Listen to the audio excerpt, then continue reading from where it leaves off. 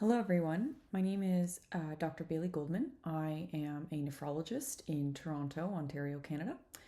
And today we're going to be talking about atherosclerotic renal artery stenosis as part of our CHESS lecture series. And just as a quick note, I do not have any disclosures to report. In terms of what we're going to be talking about today, we're going to be describing the diagnostic approach to renal vascular hypertension. We're going to go over some of the landmark trials in the treatment of atherosclerotic renal artery stenosis, which I will hereby refer to as ARAS.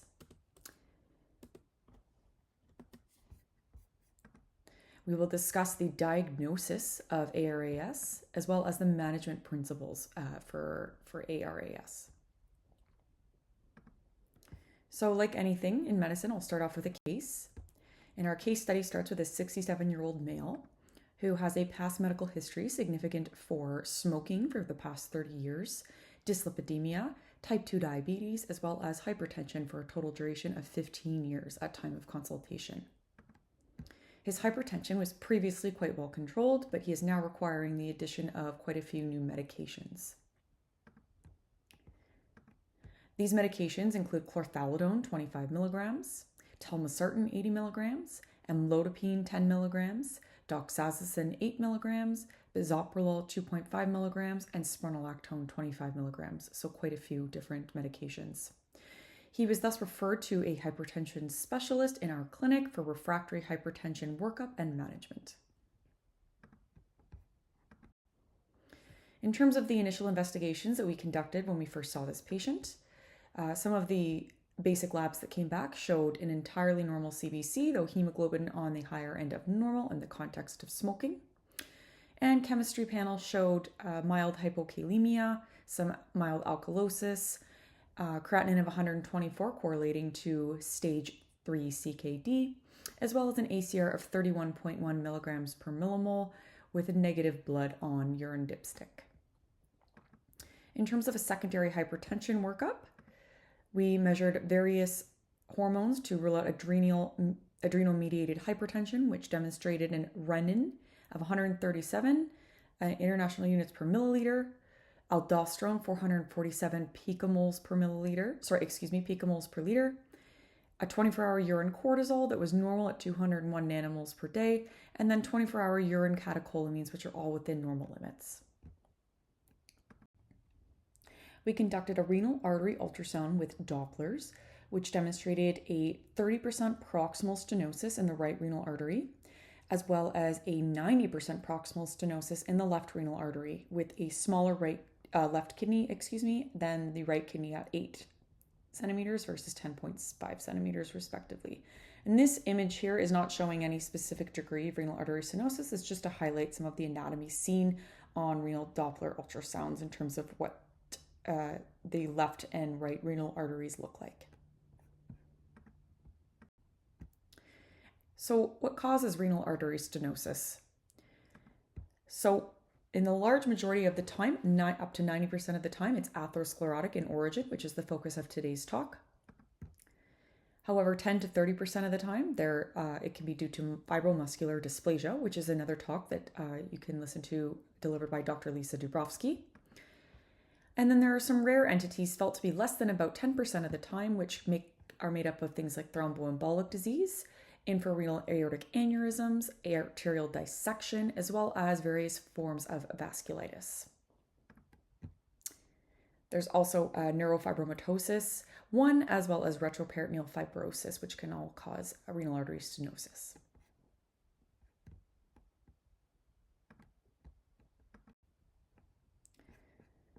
This table here outlines the prevalence of atherosclerotic renal artery stenosis in different subgroups of patients. So, for example, in the general population, you can see that it has a prevalence of about 0.5%, whereas in patients that have hypertension, as outlined here, the prevalence rises to about 14%. And then, of course, you can see high prevalence in other subgroups of patients, especially such as those with atherosclerotic disease and other vascular beds, such as the abdominal aorta, peripheral arterial disease, as well as coronary artery disease. Our current Hypertension Canada 2020 screening guidelines indicate that renal artery stenosis or renal vascular hypertension should be screened for in patients who present with 2 or more of the following clinical clues, which suggest renal vascular hypertension should be investigated. And this includes patients where there's sudden onset or worsening of hypertension, in patients that are older than 55 or younger than 30 years old,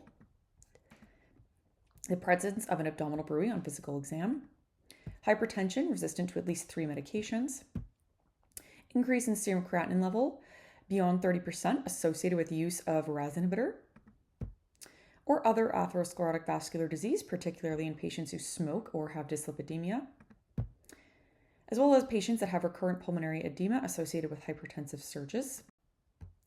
In terms of which imaging modality to use, this really depends on availability and how often a center performs each modality. But in terms of starting with something like a duplex ultrasound, which we used in our case, the sensitivity for this can be quite good, around 91 to 100%, with a specificity of 82 to 91%, and it's inexpensive, non-invasive, and provides waveform and velocity data to help estimate hemodynamic significance. There are significant limitations in terms of it being operator dependent, and it can be very difficult and challenging in patients with higher BMIs or if it's not available in your center of choice. Looking at the other modalities, we have CTA, MRA, and angiography, all of which have varying strengths and weaknesses, but the true gold standard in terms of diagnosis based on imaging of renal artery stenosis is angiography, which can also measure hemodynamic gradients to estimate clinical significance. However, of course, this is an invasive procedure and does involve iodinated contrast, which is something to think about in our patients with CKD. Here you can see some examples of renal artery stenosis using CTA, MRA, as well as catheter angiography, as denoted here by the arrow sign. So we're going to move into the question behind multiple randomized controlled trials looking at stenting versus medical therapy alone in patients that do have renal artery stenosis. And this begs the question, to stent or not to stent. So just to summarize back to our case before we get into some of that, we have our patient that's on multiple medications at time of consultation, which we described in the beginning. Blood pressure on initial consultation was slightly discrepant in terms of the right arm being 158 over 76 millimeters of mercury and the left arm 145 over 67 millimeters of mercury. This gentleman had CKD as well as some proteinuria with an ACR of 31.1 milligrams per millimole. His ultrasound showed bilateral proximal renal artery stenosis with a right-sided stenosis of approximately 90% with a smaller kidney than the left kidney, which had approximately 30% proximal stenosis. Now, in terms of some of these landmark trials that we'll go over in renal artery stenosis, this isn't a comprehensive literature review, but it's just to give you an idea of how the landscape in terms of management of this has changed over time. So prior to STAR, which was done in 2009, these pre-STAR randomized controlled trials were quite small with very short time frames. And so they lacked power in order to determine differentiation between stenting or not stenting with medical management. So STAR was really the first randomized controlled trial of quality to differentiate between medical therapy alone versus stenting alone. And so going into this briefly, STAR was done in 2009 with a population of 140 patients. These patients could have a GFR less than 80 and a follow-up period of 24 months. These patients had to have had stable blood pressure of less than 140 over 90 at time of enrollment. And they had to have ostial renal artery stenosis of at least 50% detected on imaging. The primary outcome in STAR was a 20% plus decrease in creatinine clearance. Now, in terms of the results from the STAR trial, after the randomization of 140 patients into aggressive medical therapy or aggressive medical therapy plus stenting, in terms of the primary endpoint, which was a greater than or equal to 20% decline in creatinine clearance, there was no significant difference between these two patient groups. Now, moving on to a later trial in 2009, the Astral trial. This was a larger trial with 806 patients with a mean follow-up period of 34 months. These patients had to have had substantial anatomic atherosclerotic stenosis in at least one renal artery and potentially have that artery suitable for endovascular revascularization. This trial did have a wide range of GFRs and enrolled patients with uncontrolled blood pressure, unlike STAR. The primary outcome in this trial was change in renal function by reduction of 20% of the mean slope of the inverse of creatinine. And there are various secondary outcomes looked at in this trial, including blood pressure, time to first kidney event such as AKI, dialysis dependency, transplant, or requirement of nephrectomy or death felt due to renal causes, time to first major CV event, including MI, stroke, death, admission for angina, CHF, cardiac cath, peripheral arterial procedures, or overall mortality. In terms of the results of this, there was no significant difference in primary outcome between standard medical therapy and stenting alone. In terms of blood pressure specifically, the slopes for systolic blood pressure diverged at a rate of 0.27 millimeters of mercury per year, which was insignificant. And there were substantial risks noted with revascularization with no association with any clinical benefits. So this brings us to the largest trial we have to date examining this, which was the CORAL trial done in 2014, which looked at stenting and medical therapy for atherosclerotic renal artery stenosis.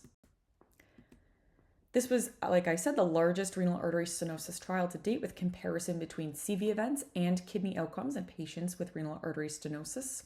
The purpose was to address some of the criticisms of STAR and ASTRAL.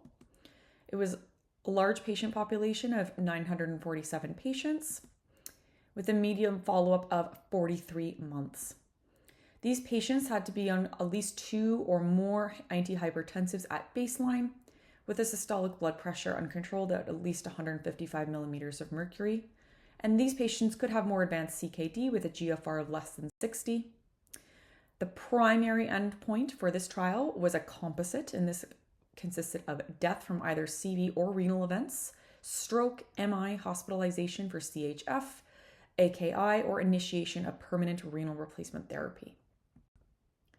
In terms of the methodology for this trial, it was a 1-to-1 randomization of medical therapy alone versus medical therapy plus stenting.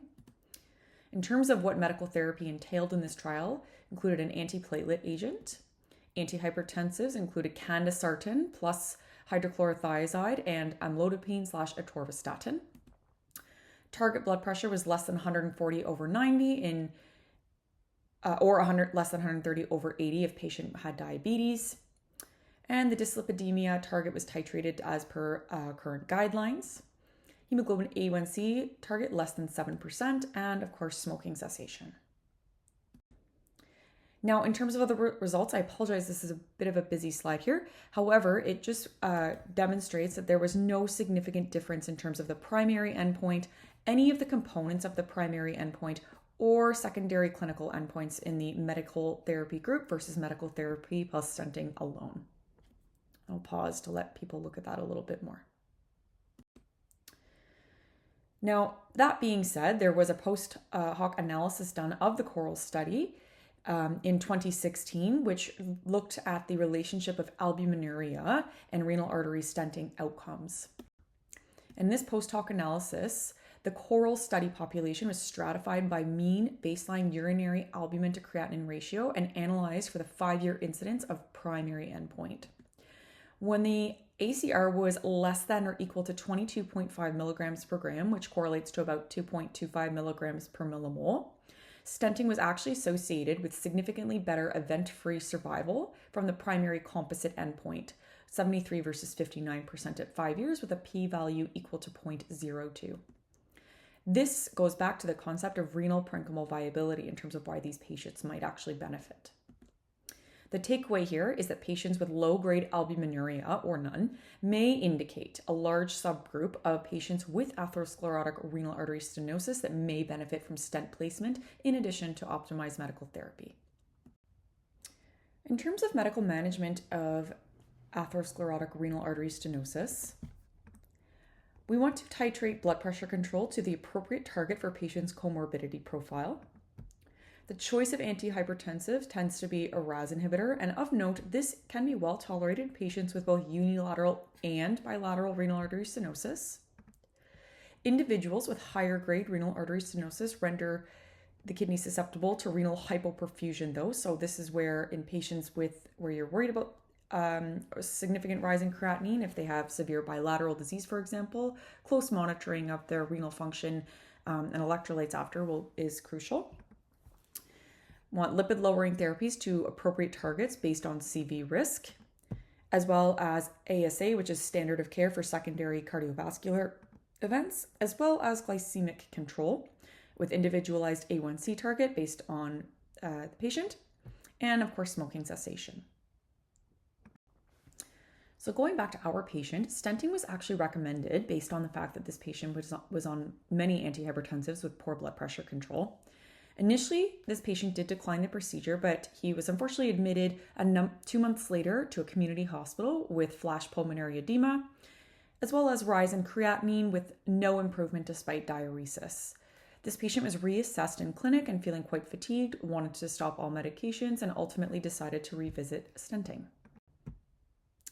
Now, in terms of angioplasty and stenting of renal artery stenosis, in this particular case, just based on the fact that this patient's renal function was deteriorating with poor blood pressure control and overall this patient was quite frail, we did elect to have them admitted to hospital.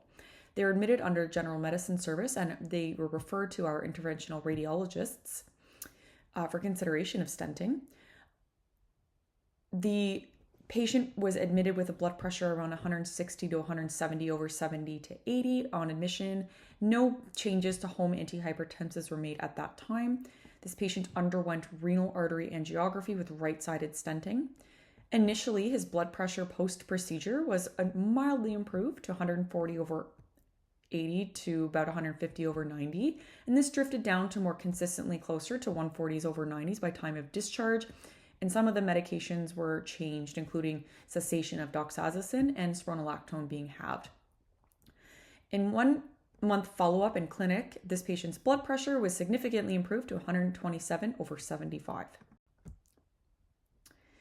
Now, in terms of some additional considerations here, looking at the CORAL trial, is there are still patient phenotypes that are underrepresented in major RCTs, including CORAL, and this includes patients that sustain an anuric AKI with evidence of high-grade stenosis, patients that present with acute pulmonary edema, such as the patient I just described, progressive CKD with high-grade renal artery stenosis, RAS inhibitor intolerance with, again, high-grade RAS, patients with a kidney transplant, or surgically revascularized patients. So those are patients where it's difficult to apply the data to. And so in terms of, to wrap up our presentation and some of the take-home points here, I want you to remember that there's consistently demonstrated lack of benefit of endovascular stenting over medical therapy alone in patients with renal artery stenosis based on the data we have from the available RCTs. There are certain high-risk phenotypes, however, that are underrepresented or excluded from these trials and should be considered on a case-by-case basis. Consideration for endovascular stenting in patients can be made with clinically significant renal artery stenosis and no albuminuria based on that post-hoc analysis, remembering that is a hypothesis-generating study. And medical management should be aimed at overall cardiovascular risk reduction with RAS inhibition as a backbone regardless in all comers. And with that, that concludes the presentation. Some of my references for this presentation are listed here. And I hope you enjoyed. Thank you.